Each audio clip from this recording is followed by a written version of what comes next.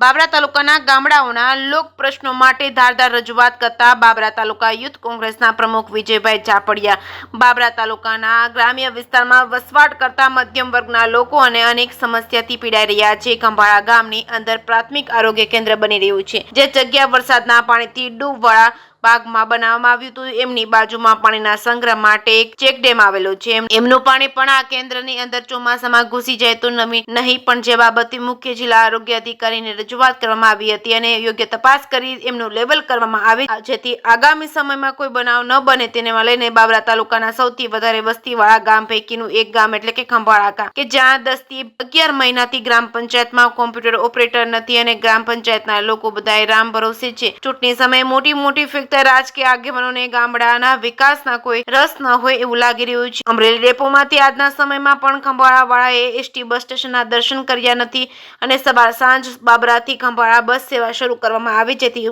વિદ્યાર્થીઓને અભ્યાસ કરવામાં આવવા જવામાં મુશ્કેલી ન સર્જાય। અનેકવાર રજૂઆતો કરવા છતાં આજ સુધી કોઈ જવાબ મળેલ નથી, જે તમામ મુદ્દા પર તાલુકા વિકાસ અધિકારી, મામલતદાર, જિલ્લા વિકાસ અધિકારી, મુખ્ય જિલ્લા આરોગ્ય અધિકારીને ફોટોગ્રાફ સાથે ઉગ્ર રજૂઆત કરી છે। જે કે સિંહ ગુજરાતી સાથે ગોરધન દાફડા, બાબરા। બાબરા તાલુકાના ખંભાળા ગામે હાલ પ્રાથમિક આરોગ્ય કેન્દ્ર જ્યાં બની રહ્યું છે તે ખરેખર પાણીમાં ગરકાવ હોય એવી જગ્યા ઉપર હાલ પ્રાથમિક આરોગ્ય કેન્દ્ર નવું નિર્માણ પામી રહ્યું છે।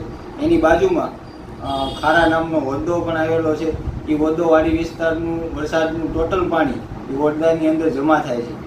એ હોદ્દાની અંદર ભરેલું પાણીના કારણે હાલ જે પ્રાથમિક આરોગ્ય કેન્દ્ર બની રહ્યું છે ત્યાં શિરવાણ ફૂટી અને ત્યાં પાણી જવાની પૂરી શક્યતાઓ છે। તો આ જગ્યાની મંજૂરી આપવા માટે આવેલ અધિકારીઓને મારે જણાવવું છે કે સ્થળ તપાસ કર્યા વગર આ જગ્યાની પરમિશન આપી હોય તેવું લાગી રહ્યું છે। તો હાલ તો એ પ્રાથમિક આરોગ્ય કેન્દ્ર નિર્માણ પામી ચૂક્યું છે, તો હવે ત્યાં રોડની સાઇઝ પ્રમાણે ત્યાં ભરતી કરી અને આગામી સમયમાં કોઈ દુર્ઘટના ન ઘટે તે માટેનું સ્થળ તપાસ કરી અને એનું